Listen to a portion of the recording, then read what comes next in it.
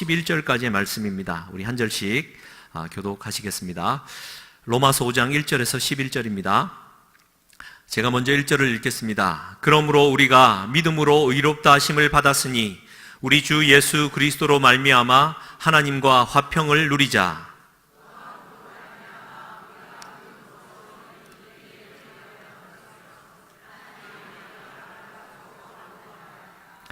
다만 이뿐 아니라 우리가 환난 중에도 즐거워하나니 이는 환난은 인내를, 소망이 우리를 부끄럽게 하지 아니함은 우리에게 주신 성령으로 말미암아 하나님의 사랑이 우리 마음에 부은 바 됨이니,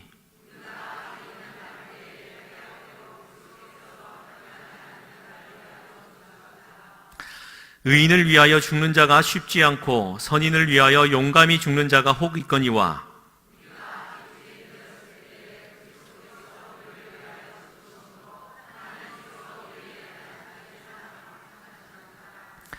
그러면 이제 우리가 그의 피로 말미암아 의롭다 하심을 받았으니 더욱 그로 말미암아 진노하심에서 구원을 받을 것이니,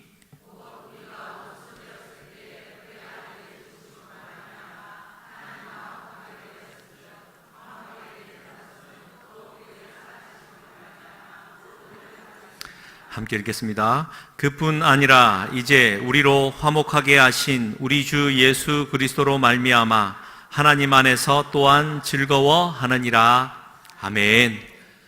3일 밤 저녁도 주님이 나오신 사랑하는 성도님들께 하나님의 큰 은혜와 축복으로 주님께서 함께 해주시기를 주님의 이름으로 간절히 축원드립니다. 우리 자문들과 함께 사랑합니다, 축복합니다. 함께 인사 한번 나누시겠습니다. 사랑합니다, 축복합니다. 요시노 히로시라는 일본 한 여인이 있습니다. 1924년도에 태어났다가 89세를 향수하고 2014년도에 소천을 한 시인인데요. 결핵을 앓았습니다.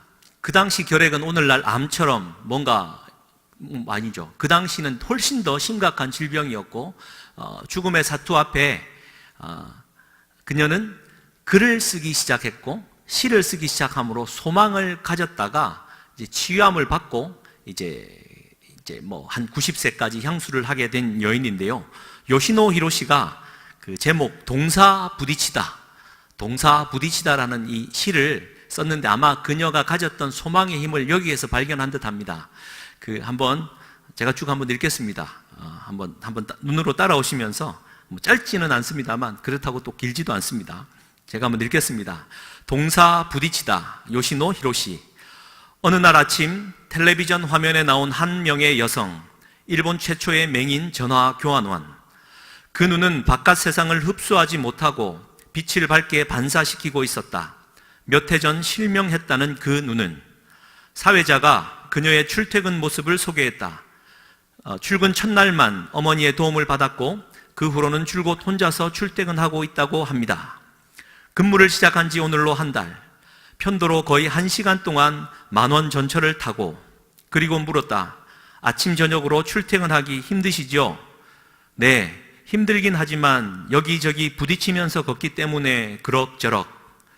부딪히면서 말인가요? 라고 말하는 사회자. 그녀는 미소 지었다. 부딪히는 것이 있으면 오히려 안심이 되는걸요. 눈이 보이는 나는 부딪히지 않고 걷는다. 사람이나 물체를 피해야만 하는 장애물로 여기며, 눈이 보이지 않는 그녀는 부딪히며 걷는다. 부딪히는 사람이나 사물을 세상이 내미는 거친 호의로 여기면서, 길 위에 쓰레기통이나 볼트가 튀어나온 가드레일, 몸을 난폭하게 치고 지나가는 가방, 울퉁불퉁한 보도블록과 조바심 내는 자동차의 경적, 그것들은 오히려 그녀를 생생하게 긴장시키는 것. 친근한 장애물, 존재의 촉감, 부딪혀오는 모든 것들에 자신을 맞부딪혀 부싯돌처럼 상쾌하게 불꽃을 일으키면서 걸어가는 그녀. 사람과 사물들 사이를 눅눅한 성냥개비처럼 한 번의 불꽃도 일으킴 없이 그냥 빠져나가기만 해온 나. 세상을 피하는 것밖에 몰랐던 나의 눈앞에 갑자기 나타나 세게 부딪혀온 그녀. 피할 겨를도 없이 나가 떨어져 엉덩방아를 찧은 나에게 그녀가 속삭여 주었다. 부딪히는 법, 세상을 소유하는 기술을, 동사 부딪히다가 그곳에 있었다. 한 여성의 모습으로 미소 지으며 그녀의 주위에는 물체들이 북적거리고 있었다. 그녀의 눈짓 한 번에 곧바로 노래를 부를 것처럼 다정한 성가대처럼. 할렐루야. 늘 제가 하지만 이 한순간에 이 시를 읽고 뭔가를 이렇게 나누기에는 쉽지 않은 짧은 시간입니다만 마음에 부딪혀오는 몇 가지 구절들이 있습니다. 부딪히는 것이 있으면 오히려 안심이 된다라는 맹인 전화 교환원의 그 말. 눈에 보이는 나는 모든 것을 장애물로 여기며 피해 다녔는데 눈이 보이지 않는 그녀는 오히려 그것이 내게 호의처럼 여겨졌다. 정호의 권사님이 아님을 기억해 주시고, 호의, 친근한 장애물이다. 존재의 촉감들이다. 그래서 그녀는 부딪혀오는 모든 것들을 막 부딪히며 부싯돌처럼 불꽃을 내며 살았다. 근데 눈에 보이는 나는 모든 것을 피해가며 축축히 젖어버린 성냥개비처럼 그냥 미끄러지듯 살았다. 그래서 세상의 모든 것이 장애물이 아니라 마치 내게 다정한 성가대처럼 느껴졌다. 할렐루야. 보기는 이래도 이 시를 보면서 사실은 감동을 많이 받고 눈물을 조금 흘렸는데 우리 사랑하는 성도님들 어떤지 모르겠습니다.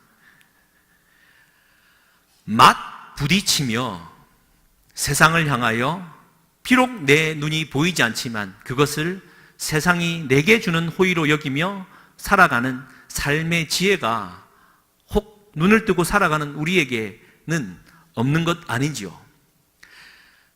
이것은 세상을 바라보는 우리 마음의 힘입니다. 세상을 대하는 우리 하나님 아버지의 마음인 것이죠. 그래서 이 로마서 5장 말씀에 여러분 기억나시죠? 환난 중에도 우리가 영광을 바라고 즐거워한다라는 것입니다. 왜요? 환난은 인내를, 인내는 연단을, 연단은 소망을 이루기 때문입니다. 할렐루야. 그러니까 환난 중에서도 막 부딪힐 수 있는 힘을 세상을 바라보는 우리 하나님 아버지의 눈, 그 마음으로 세상을 품는 사랑이어야 된다라는 것. 그래서 장애물처럼 여기는 모든 존재들이 하나님의 사랑 앞에 다정한 성가대로 느껴지는 그 경지가 바로 신앙생활에 이르러야 되는 경지임을 잊지 않으시기를 주님의 이름으로 간절히 축복합니다. 이제 그 얘기가 쭉 이어져 오다가 오늘 지난 수요일 말씀에 이어서 5절 말씀을 한번 보십시오. 되짚어 봐야 될 부분인데요. 소망이 우리를 부끄럽게 하지 않는다. 세상을 향하여 맞부딪히며 나아갈 때 우리가 결국 소망을 갖게 되는데 그 소망은 뭐라고 나오죠? 우리를 부끄럽게 하지 않는다. 근데 이게 부끄럽지 하지 않는다라는 이 말은 실망한다라는 겁니다. 실망한다. 내가 소망을 가졌다가 실망을 할 때가 있습니다. 잔뜩 기대를 했는데 실망을 할 때가 많아요. 오늘 수요 예배 잔뜩 기대하고 왔는데 실망을 하고 갈 때가 있어요. 오늘 잔치집에 갔는데 잔뜩 기대하고 갔는데 실망을 할 때가 있어요. 근데 잘 생각하시기 바랍니다. 잠언 13장 12절은 이런 말이 있습니다. 소망이 더디 이루게 되면 그것이 마음을 상하게 하나니 소원을 이루는 것은 곧 생명나무니라. 그러니까 내가 소망하고 소원하는 것이 더디 이루어지거나 이루어지지 않으면요 실망할 뿐만 아니라 마음이 상한다라는 겁니다. 그래서 우리가 소망하는 것이 이루어지면 그것이 생명나무다라고 말을 하고 있는 거죠. 그러니까 이게 얼마나 중요한 일인지요. 사랑하는 성도님들, 소망하는 것이 있습니까? 반드시 이루어지기를 주님의 이름으로 간절히 축복합니다. 근데 이제 그 소망의 본질이 뭐냐, 라는 걸로 이제 찾아 들어가야 되는데요. 보십시오. 왜냐하면 소망이 우리를 부끄럽게 하지 아니한다라고 말을 합니다. 왜냐하면 이 소망은 그리스도 안에 있는 환난을 맞부딪히며 부딪혀서 인내와 연단과 그 소망을 붙드는 그 소망이기 때문에, 반드시 이루어지기 때문에 그러하다라는 겁니다. 이제 그래서 이제 한번 보십시오. 5절에 소망이 우리를 실망시키지 아니하는 이유는, 그 다음부터 이 말씀이 이렇습니다. 우리에게 주신 성령으로 말미암아 하나님의 사랑이 우리 마음에 부은 바 되었기 때문이다. 여러분, 로마서를 1장부터 이제 5장까지 쭉 정신을 차리고 읽은 분은 느낄 수가 있을 겁니다. 여기에서 등장하는 성령이라는 단어와 사랑이라는 단어는요, 거의 처음 나오는 단어입니다. 성령이라는 단어는 진짜 5장 여기서 처음 등장하는 단어이고요. 사랑은 로마서 1장 7절에 로마에서 하나님의 사랑하심을 받고 부르심을 받은 자들에게 하나님의 은혜와 평강이 있을지어다 라고 할 때, 그때 한번 등장하고 이때 처음 등장하는 거죠. 그래서 여러분, 그래서 이 단어가 굉장히 중요한 이유가, 한번 보십시오. 우리에게 주신 성령으로 말미암아 하나님의 사랑이 우리에게 부은 바 되었다. 하나님의 성령이 우리에게 주신 성령으로 말미암아입니다. 그럼 보십시오. 이해하십니까? 지금껏 4장까지 사도 바울은 믿음으로 말미암아 우리가 값없이 의롭다 칭함을 받았다라는 얘기를 쭉 해왔어요. 그러다가 갑자기 우리에게 주신 성령이라는 말을 합니다. 아니, 앞에서 예를 들어 믿음으로 의롭다 칭함을 받으면 성령은 자동으로 따라옵니다.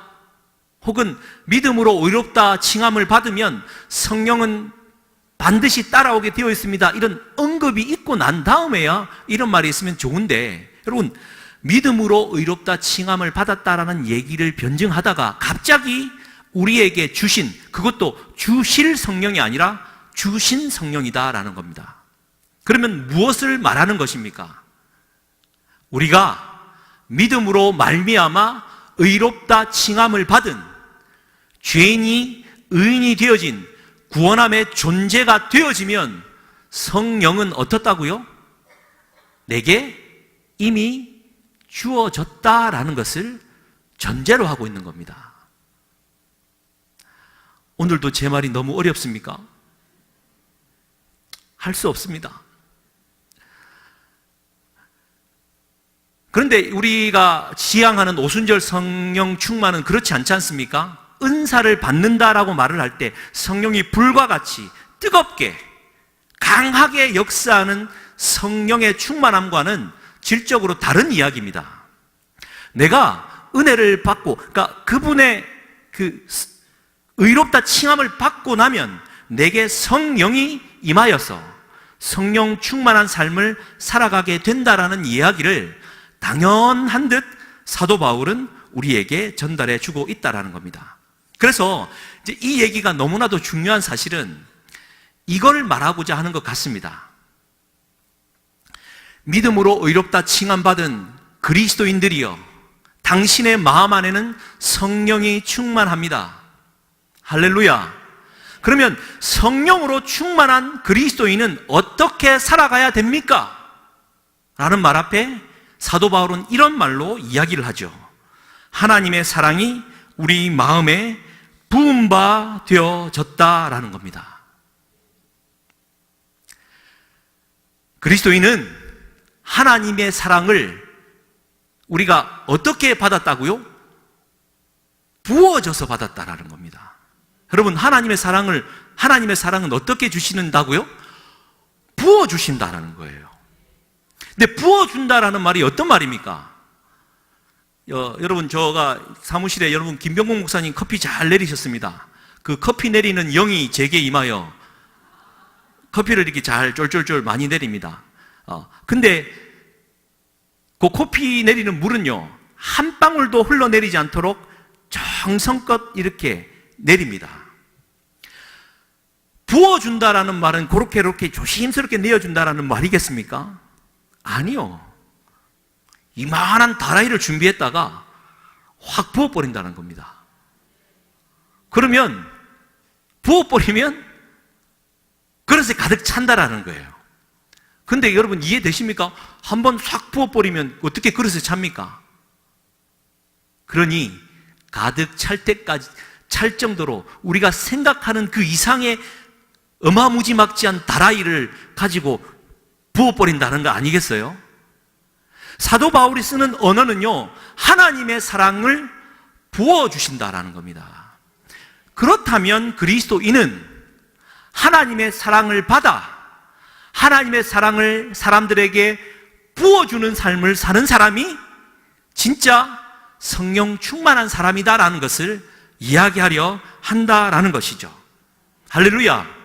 그래서 여기서 이제 부어주다라는 이 헬라어가요, 에케오라는 단어인데 참 은혜가 되는 것은 많은 사람을 위하여 흘리는 바 곧 나의 언약의 피다.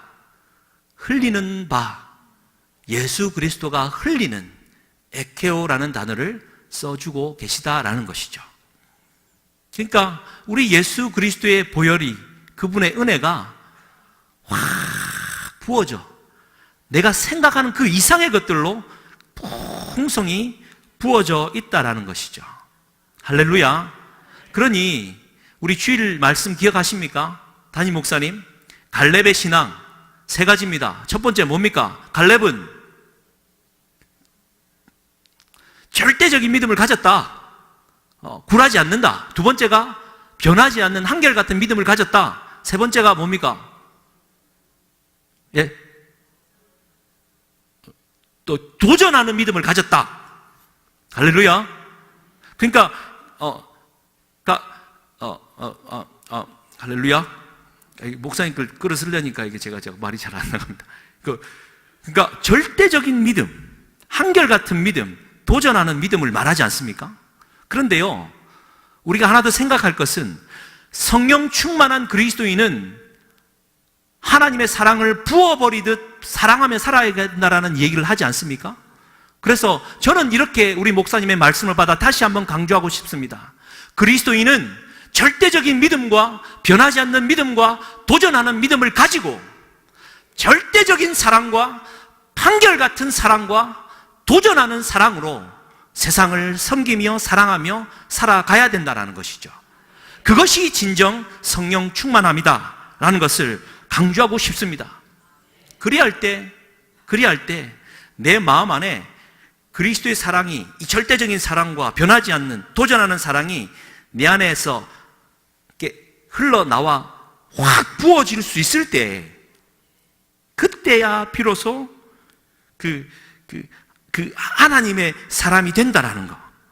그래서요, 오늘 제가 강조하고 싶은 것은 그렇습니다. 사랑은요, 그렇게 흘러가는 겁니다. 부어지는 거예요. 부어주는 것이기도 하고요. 그래서 하나님의 사람, 성령 충만한 사람은 이걸 달리 표현하면 내 중심 안에 중심이 있는 것이 아니라 상대방에게 모든 존재의 중심이 있다라는 겁니다. 이것을 고급진 용어로 이기적인 사랑이 아니라 이타적인 사랑을 한다라고 표현을 하는 것이죠. 그래서 여러분 한번 보십시오.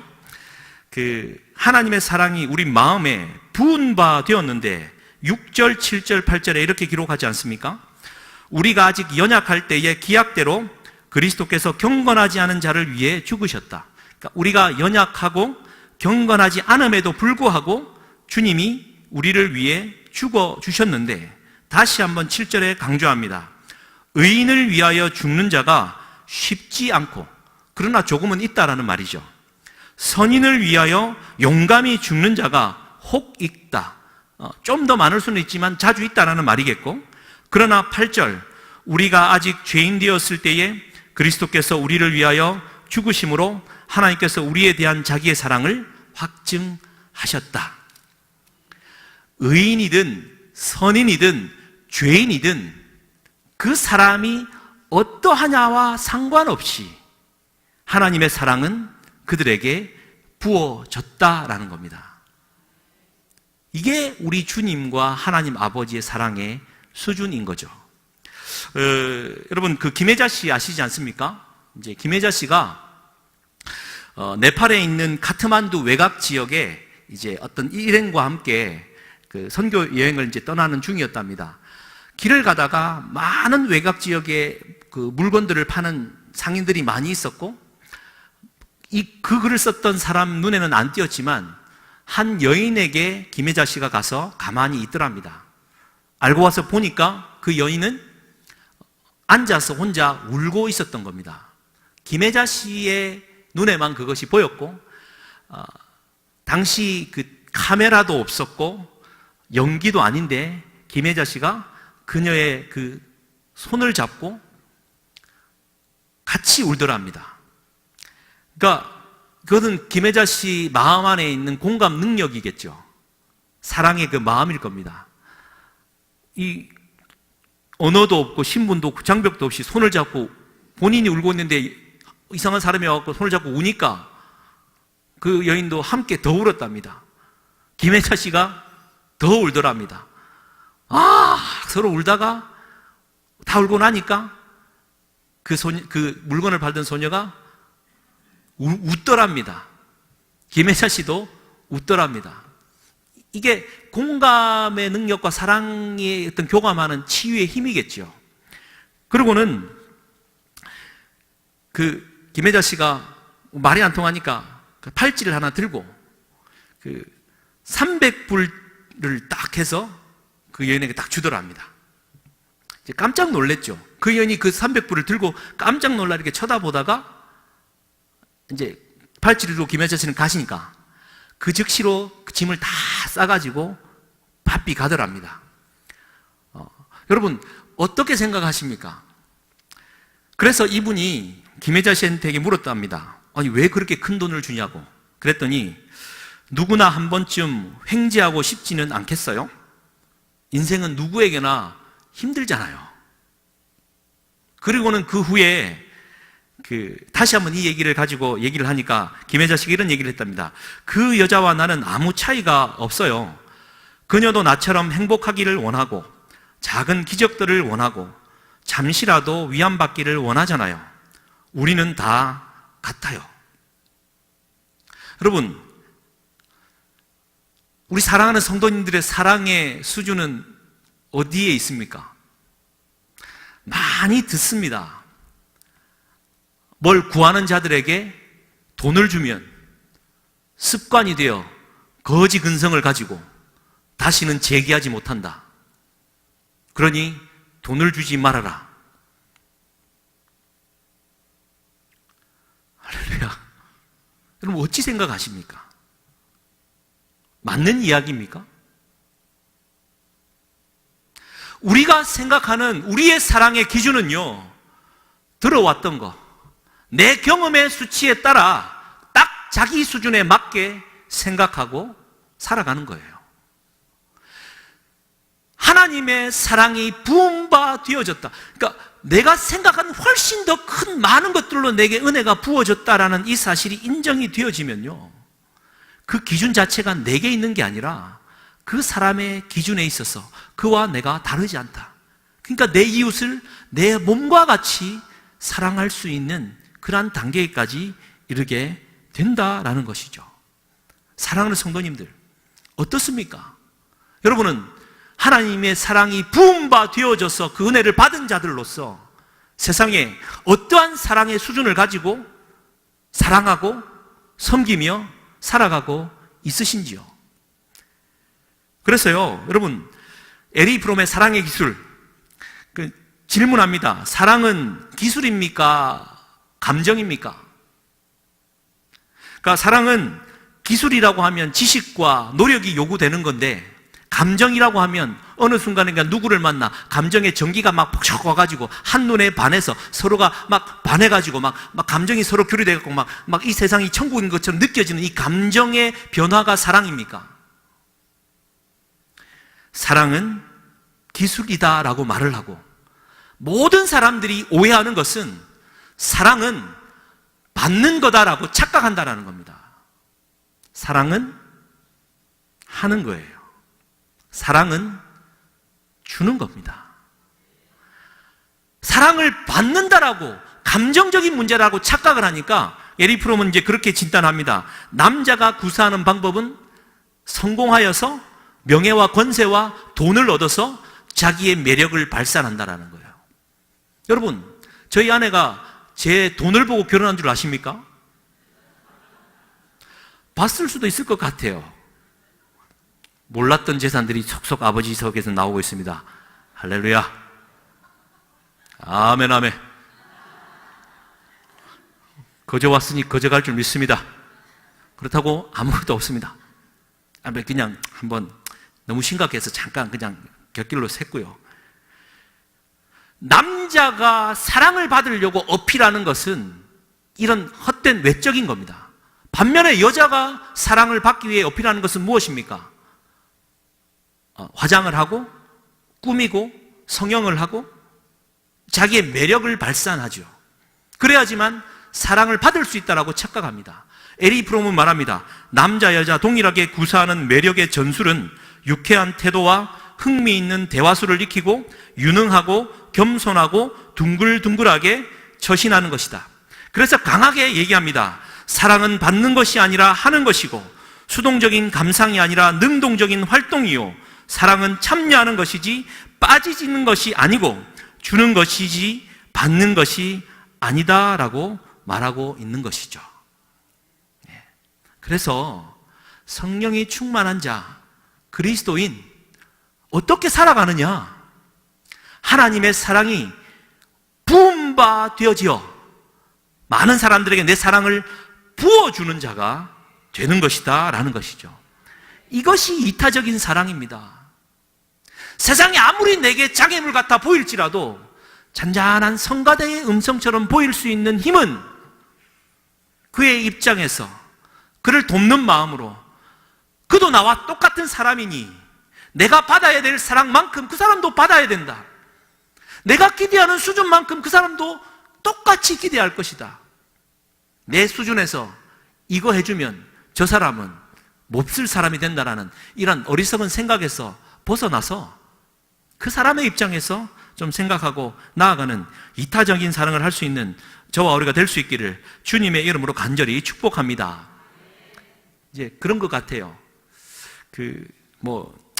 또 교회이기도 하고 또 기독교 설교를 하는 거기 때문에 이기적이다, 이타적이다라는 말, 이 이타적이다라는 말을 좀 우리 교회가 갖고 와서 예수님의 사랑은 이타적이고 세상이 말하는 사랑은 다 이기적이다, 이런 얘기를 좀 하고 싶은데요. 그렇습니까? 여러분, 흔들리지 마십시오. 맞습니다. 우리 하나님 아버지의 사랑 아니고서는 그 어떠한 곳에서도 이타적인 사랑이라는 것은 존재할 수가 없다라는 거예요.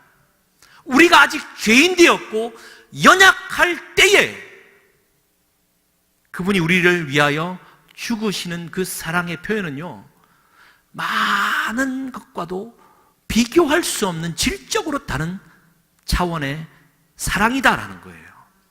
그래서 기독교는 이타적이고 나머지는 이기적이다 이런 얘기를 하고 싶은 것이 아니라 우리 주님의 사랑만이 이타적인 사랑이에요. 그 주님의 사랑을 충만히 부음바 받은 그리스도인만이 이타적인 사랑을 할 수 있다라는 겁니다. 그렇게 은혜 받지 못하는 자들이 나누는 자선행위와 봉사나 사랑 나눔은요, 마음 구석 깊이 찾아가 보면 이기적인 것밖에 없습니다. 내가 돕고 나면 반대급부를 생각하지 않는다 하면서 섭섭해하는 것이 인간의 마음입니다. 그렇지 않습니까? 예. 동의하시는 분은 손 다 내려주세요. 다 동의하잖아요. 우리 마음이 그러합니다. 그래서 이타적인 이 유전자는요, 세상은 이렇게 말을 합니다. 여러분, 만들어진 신, 리차드 도킨슨 박사가 이기적인 유전자라는 말을 했고, 이 세상의 모든 힘과 그 진화되어가는 과정은요, 이기적인 유전자가 인간 안에 발동하고 모든 동물 안에 발동해서 그 힘으로 말미암아 그냥 프로그램화 되어서 살아간다라고 진단을 합니다. 그러니까 이것은 맞는 얘기 같아요. 인간이 하나님을 떠나 죄인 되었을 때에는 그 존재 자체가 이기적인 타락의 존재인데, 다시 한번 하나님의 사랑을 받고 중생한 자는요, 영의 DNA가 내게 새롭게 주어져서 그분의 이타적인 이 DNA로 말미암아 살아갈 수 있다라는 겁니다. 할렐루야. 그래서 여러분, 그 중요한 예가 이 사도 바울인데요, 그 고린도후서 13장 5절 이하에 그 5절부터 9절 말씀인데 한번 띄워주시면 제가 한번, 여러분 찬찬히 한번 보십시오. 너희는 믿음 안에 있는가? 너희 자신을 시험하고 너희 자신을 확증하라. 그러니까 항상 믿음 안에 있는지 여러분 점검하셔야 된다는 겁니다. 예수 그리스도께서 너희 안에 계신 줄을 너희가 스스로 알지 못하느냐? 내 안에 예수님이 계신가 긴가민가 하면 어떤 일이 벌어지냐면, 그렇지 않으면 너희는 버림받은 자니라. 강하게 얘기를 합니다. 여러분, 버림받은 자 되지 않으시기를 주님의 이름으로 간절히 축복합니다. 긴가민가 하지 마세요. 항상 점검해 봅시오. 그래서 6절에 우리가 버림바 되지 아니한 것을 너희가 알기를 내가 바란다. 내 믿음이 충만하다라는 얘기를 다시 한번 말해주고 있고요. 7절에 이렇게 말을 합니다. 같이 한번 읽겠습니다. 7절 시작. 우리가 하나님께서 너희로 악을 조금도 행하지 않게 하시기를 구하노니 이는 우리가 옳은 자임을 나타내고자 함이 아니라 오직 우리는 버림받은 자 같을지라도 너희는 선을 행하게 하고자 함이라. 여러분 보십시오. 사도 바울의 사랑이라는 것, 그리스도의 사랑을 부은 바 되어진 그 사랑을 받은 자의 이타적인 사랑이라는 것이 밑에서 두 번째 줄입니다. 오직 우리는 버림받은 자 같을지라도 너희는 선을 행하게 함으로 믿음 안에 있기를 바란다라는 겁니다. 여러분, 이런 고백이 가능하십니까? 진짜 사랑의 마음이 끌어 너는 살아도 죄송합니다. 나는 죽어도 네가 사는 것으로 나는 감사한다. 여러분, 이건 단순히 부모가 자녀를 위해 대신 죽고 안고 이런 정도의 차원이 아님을 인지하시기를 바랍니다. 로마서 9장 3절은 이렇게 또 고백을 하죠. 나의 형제 곧 골육 친척을 위하여 내 자신이 저주를 받아 그리스도에게서 끊어질지라도 원하는 바로다. 여러분, 이러한 바울의 고백이 어떻게 느껴지시는지요? 신앙의 연륜이 있고 충만한 분들 그 정도야 나도 대신 죽어줄 수 있다라고 말을 하는데요.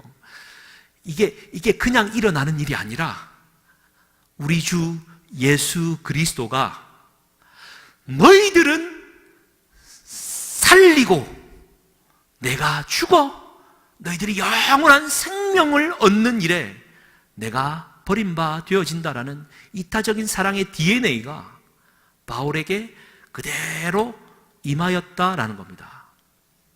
바울만 그러합니까?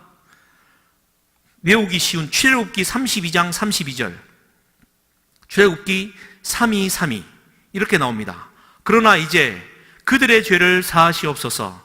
그렇지 아니하시오면 원하건대 주께서 기록하신 책에서 내 이름을 지워버려 주소서.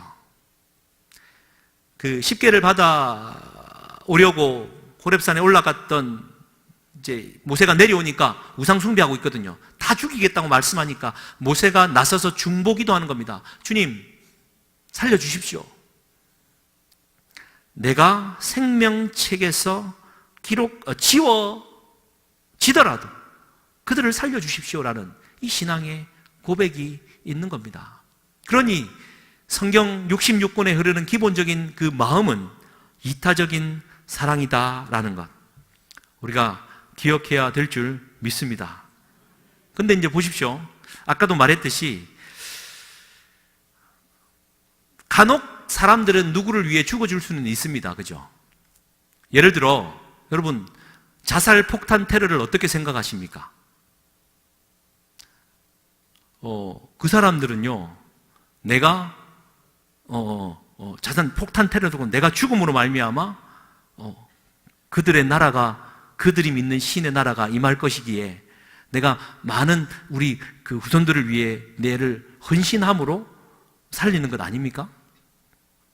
그들의 이타성은 어디에서 비롯되는 겁니까? 여러분 또 다른 예를 들어볼까요? 여러분 꿀벌 아십니까? 여러분 아시는 대로 꿀벌은 일벌과 수펄이 있습니다. 근데 알은 누구만 낳습니까? 수펄 중에 여왕벌이 낳죠.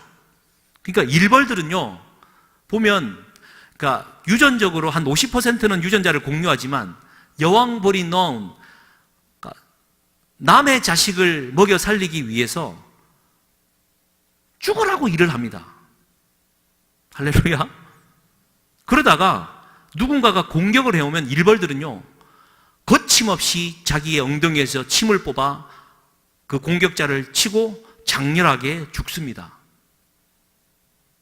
일벌들과 꿀벌들 사이에서 벌어지는 그 세계의 이타성은 여러분 어떻게 생각하십니까? 그런데요, 우리가 잊지 말아야 될 것은 꿀벌들의 경우에 그들의 본능적으로 그렇게 하는 것이 자기들의 유전적으로 종족을 보존하는 길이기 때문에 침을 뽑아 스스로를 죽는 것이지, 내가 여왕벌님이 낳은 자녀를 위해 이 한 목숨 바쳐 보존하리라, 택도 없는 소리입니다.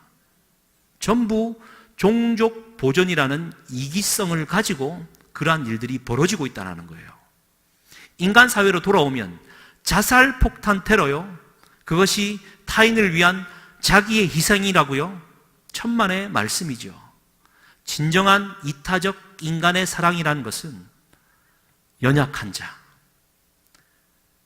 죄인, 원수를 위하여 목숨을 내놓는 것이 진짜 이타성입니다.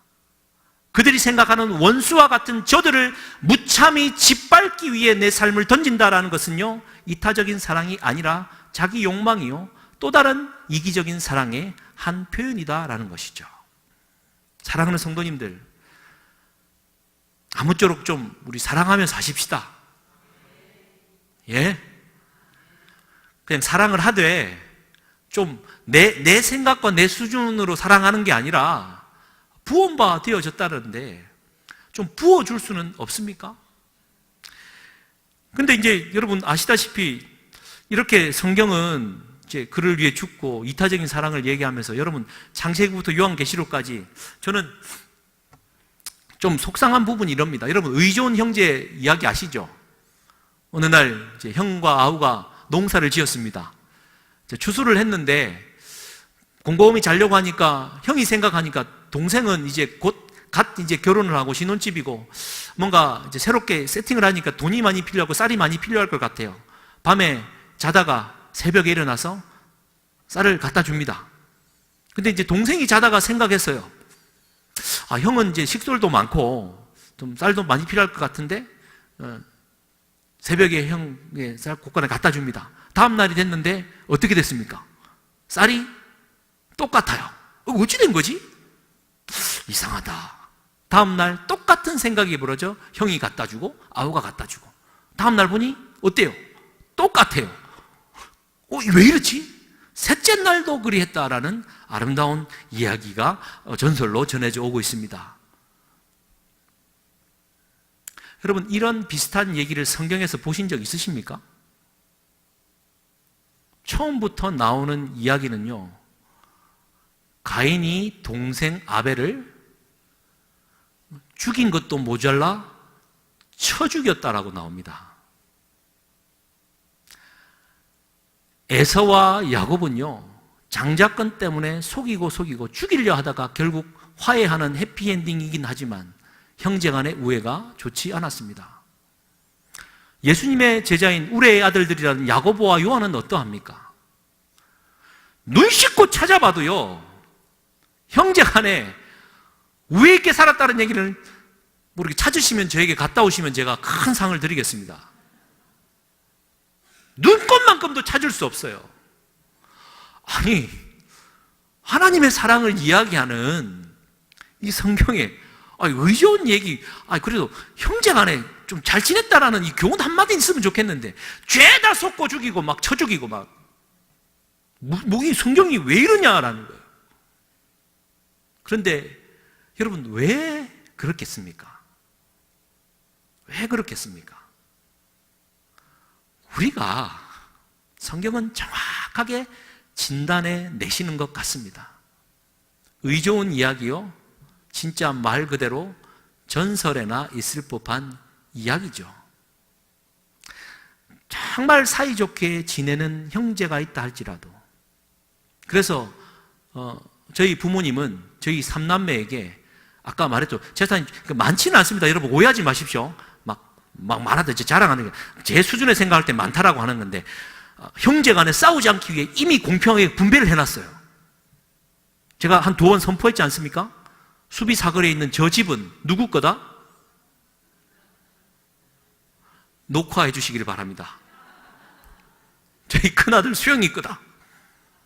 저는 다른 욕심이 없습니다. 그거 하나면 족합니다, 어머니. 예. 왜요? 왜 부모님들이 정말 의좋게 지내는 우리 목회자 가정이요, 집사들 가정이요, 잘 사는 가족들의, 왜 부모가 미리 그런 얘기를 하겠습니까? 자기의 이권 앞에 존재 자체가 이기심이 발동하는 그 순간은요, 누구도 다 있다라는 거예요. 누구도 동생을 돌로 쳐 죽일 수 있는 죄인이다라는 거예요. 아무리 분위기가 좋아하고 사랑을 나누고 이타적인 사랑을 나눠도요, 그리스도의 사랑 안에 거듭나서 바돌처럼 내가 사라지더라도 너는 살아라라는 이 그리스도의 부어지는 사랑이 쉽지 않다라는 거예요. 그렇지 않습니까? 오늘 우리 로마서 5장을 대하면서요, 우리에게 주신 성령으로 말미암아 하나님의 사랑이 우리 마음에 부어졌다라는 이 사실은 우리가 많은 사람들에게 그분의 사랑을 부어주면서 살아라라는 동료입니다. 살아봐라. 죄다 연약한 사람들 뿐이다. 혹 의인을 만나기도 하고 혹 선인을 만나기도 하지만 전부 죄인이더라. 그러나 그 죄인을 위하여 예수님이 죽어주신 그 사랑처럼 살아가라 라는 얘기를 우리에게 들려주시는 것 같습니다. 사랑하는 성도님들, 자기를 너무 긍정하지 마십시오. 그러나 주님이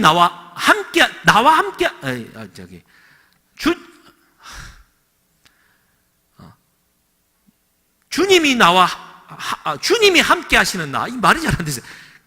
나 스스로가 아니라 주님이 함께 하시는 나를 믿으시기를 바랍니다. 그래서 그분과 함께 뭔가 진행하고 신앙생활하고 사랑을 나눠야 되지 않겠습니까? 그러한 하나님의 은혜가 함께 있으시기를 주님으로 간절히 축복합니다. 우리 304장 아까 찬양했는데요, 우리 3절 한번 고백하고 기도로 예배를 마쳤으면 좋겠습니다.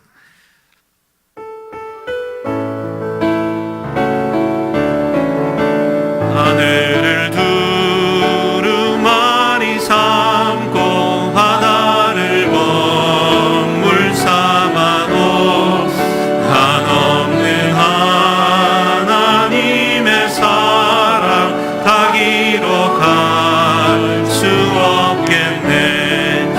하나님의 크신 사랑 그 어찌 닿았을까.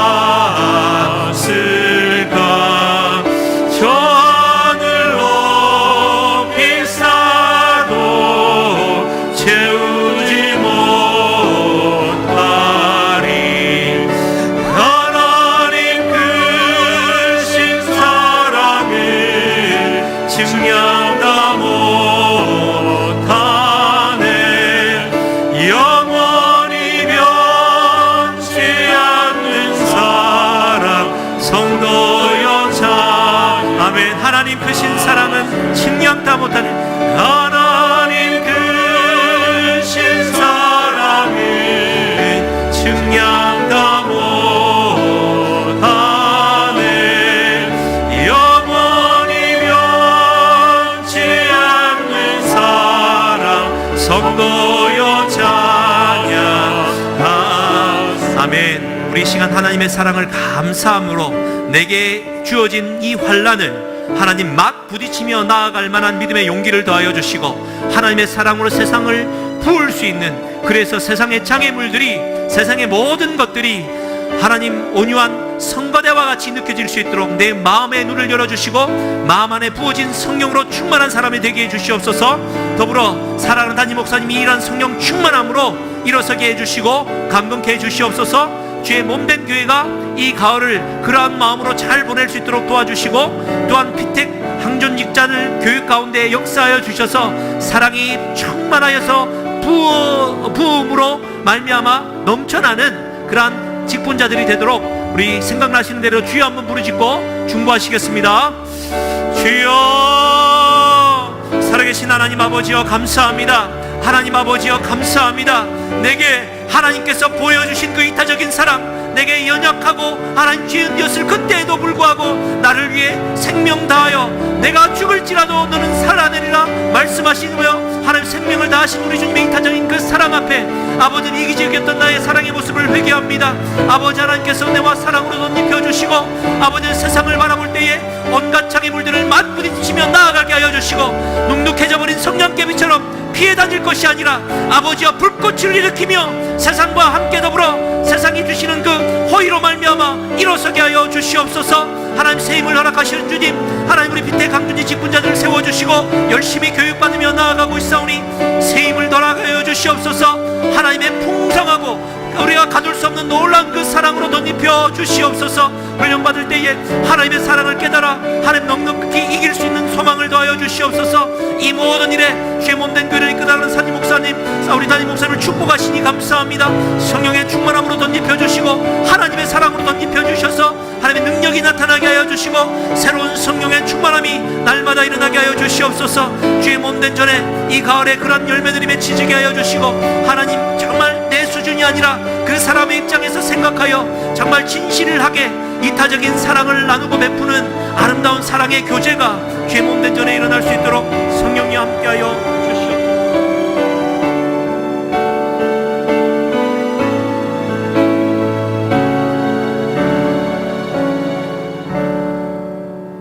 자비하신 아버지 하나님 감사합니다. 여러 가지로 바쁜 가운데서도 주님 사랑하는 마음으로 모인 성도들에게 하나님의 사랑에 대한 부음받은 사랑에 대한 말씀을 선포케 하시고 또 사랑을 안고 돌아가게 하시니 감사합니다. 주여, 추석 명절을 앞두고 여러 가지 염려와 외로움 가운데 몸부림친 우리 성도들을 일일이 찾아가시고 위로하시고 새 힘을 허락하여 주시옵소서. 이 시간에도 주님의 은혜에 감사해서 정성스러운 성경을 드린 손길들이 싸우니 우리 하나님은 우리의 작은 것까지도 다 아시는데 일일이 기억하시고 축복해 주시옵소서. 예수님의 이름으로 기도하옵나이다. 아멘. 광고 말씀 몇 가지 드리도록 하겠습니다. 명절을 앞두고 있습니다. 즐거운 명절입니다만은 명절에 고향에 가시기는 가시되 언제 가는 것이 좋겠어요? 예? 월요일 날 새벽 기도 끝나고 난 다음에 가셔가지고 할렐루야, 이틀 동안만 거기서 지내면 됩니다. 고향에서. 오래 있지 마세요. 오래 있으면 싸웁니다. 그래서 그 다음에 토요일 날 아침 잡수시고 난 다음에 바로 출발해서 그 다음에 수요일 점심 때는 잡수시고 그리고 좀 수요일 날 오후에 쉬었다가 수요일 저녁 예배에 참석하시면은 큰 은혜와 하나님의 사랑을 받게 될 줄로 믿습니다. 아멘 소리가 작아요. 그래서 좋은 시간 가지시기를 바랍니다. 그러면은 형제들과 이웃들과 만났을 때에 즐거운 시간이 되리라고 믿습니다. 그리고 고향을 찾아가지 않는 분들은 제사 문제 때문에 괴롭힘 당하지 않는 여와 같은 일에 대해서 감사하면서 말이죠. 또 고향 찾아가가지고 제사 문제 때문에 형제와 다투는 여와 같은 사람들이 혹시 있다고 하면은 그들을 위해서 중보 기도해 주시기를 바랍니다. 아멘. 그리고 명절 기간 동안에도 새벽 기도는 진행됩니다. 그래서 힘든 때이기 때문에 담임 목사가 그 주간은 월화수까지 말이죠, 새벽 기도를 담당하면서 인도하려고 생각합니다. 교회 차량을 운행할 수가 없습니다. 그러니까 여러분들이 자원을 하시는 분이 좀 몇 분 나오시든지, 그러면 여러분들의 차를 동원을 해가지고 카풀을 해서 오실 수 있기를 바랍니다. 그리고 교회 차량 운행하실 분들 지금 찾고 있는데, 그저 한 몇 달 됐는데도 말이죠, 아직 안 찾아지고 있어요. 그래서 우리 교회 권사님이 조카가 일생 동안 운전하고 이제 쉬려고 고향에 가서 있는데, 그래서 들어보니까 좋은 사람인 것 같아서 우리 교회에 오실까 하고 본인도 왔었는데, 여러 가지 조건이 맞지를 않아가지고 말이죠, 그냥 안 오시겠다고 끝까지 하시는 바람에 모시지를 못했습니다. 그리고 또 한 분은 말이죠, 교회 아내는 청소하고 그리고 남편은 운전하고 말이죠, 이러는 일을 하고 계시는 분인데, 우리 교회가 좋아서 오시려고 왔다가 숙소를 보면서 말이죠, 숙소가 이래가지고 이런 집에서 못 살겠다고 말이지, 그러면서 또 가셔버린 분이 계셔요. 그리고 여러 방면으로 아무리 운전하실 분을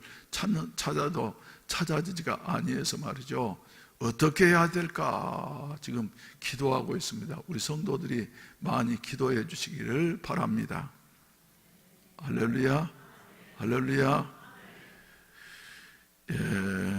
그리고 오늘 반가운 분이 참석하셨습니다. 우리 베트남에서 선교 장로님으로서 얼굴 보기가 어려운 이와 같은 정찬재 장로님 모처럼 어머니가 이제 병원에 입원하셔서 그리고 요양병원으로 옮기셨다고 하는 말을 듣고서 말이죠, 어머니 살아계실 때 한번 인사도 드리고 얼굴도 보고 대화도 해야지 되겠다 생각을 하고 어제 밤차로 내려오셔가지고 내일 새벽에 가신다고 합니다. 우리 정찬재 장로님 이리 나오세요.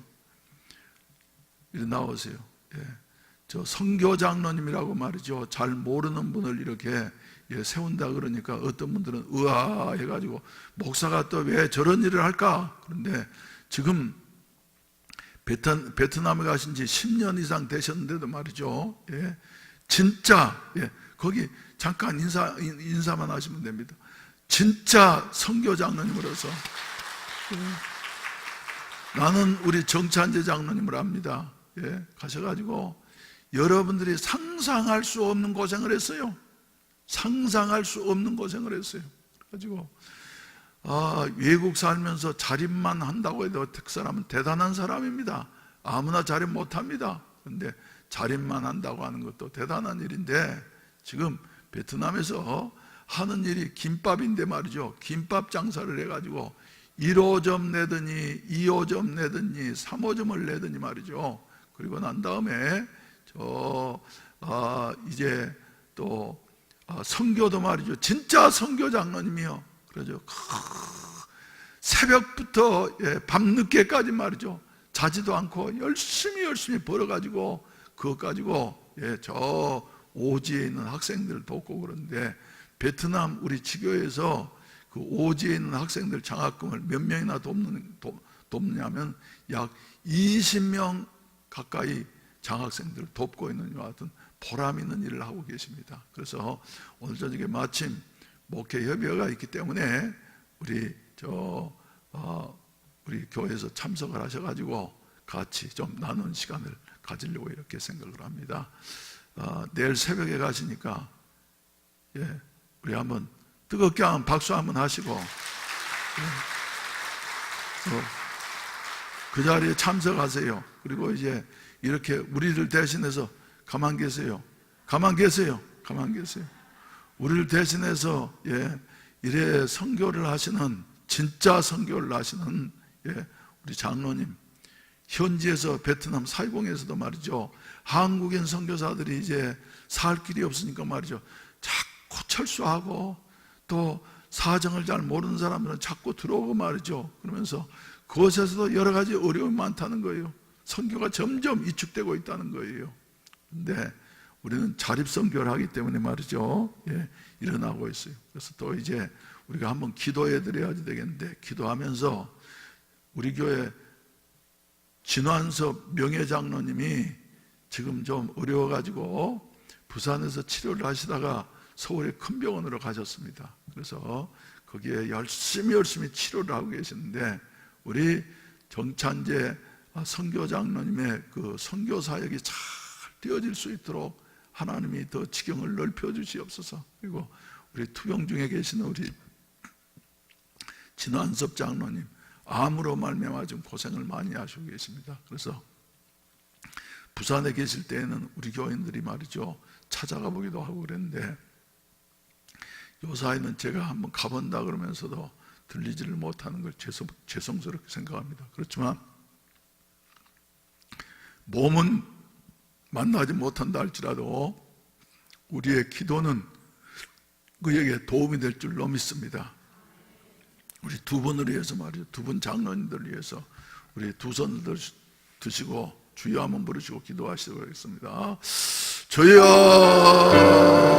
자비하시는 우리 아버지 하나님, 우리를 대신해서 주여 베트남 현장에서 선교 장로님으로서의 삶을 잘 감당하고 계시는 우리 정찬재 장로님에게 하나님께서 축복해 주시옵소서. 오, 자비하시는 우리 아버지 하나님, 주여 아들과 딸에게 복을 주시옵시고 저들의 앞길을 주님이 책임져 주시고 인도하여 주시옵소서. 함께 해주는 우리 정찬 선교사님에게 주님께서 은혜를 더하여 주시옵시고 또 대한 어린이집에 축복해 주시옵소서. 날마다 번창할 수 있게 하여 주시옵소서. 아버지 하나님이여, 우리 교회를 그렇게 사랑하시는 우리 진환섭 장로님 이제 중대한 병으로 말미암아 고생하고 있습니다. 하나님 아버지 역사해 주시옵소서.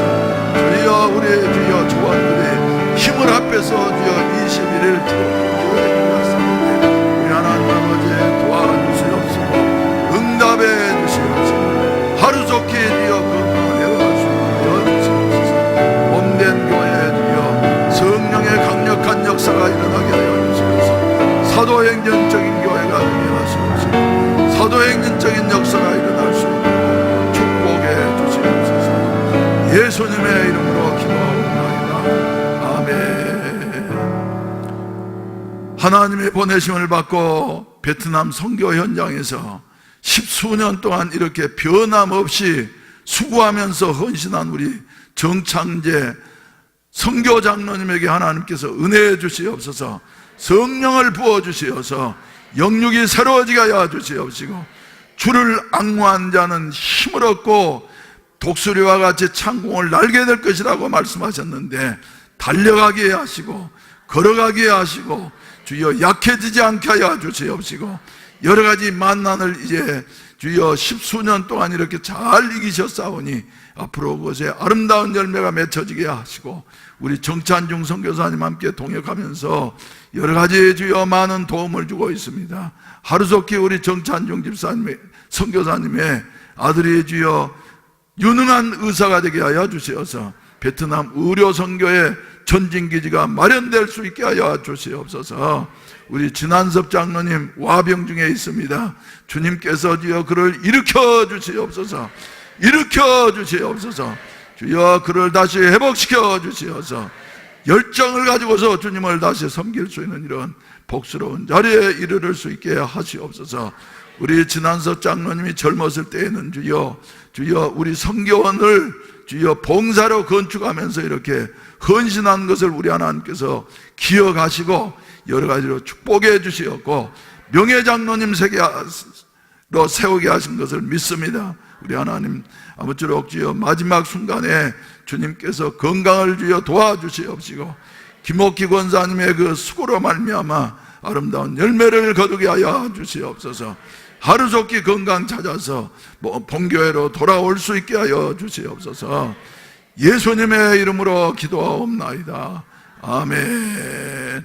하늘에 계신 우리 아버지여, 이름이 거룩히 여김을 받으시오며 나라에 임하옵시며 뜻이 하늘에서 이룬 것 같이 땅에서도 이루어지이다. 오늘날 우리에게 일용할 양식을 주옵시고, 우리가 우리에게 죄 지은 자를 사하여 준 것 같이 우리 죄를 사하여 주옵시고, 우리를 시험에 들게 하지 마옵시며 다만 악에서 구하옵소서.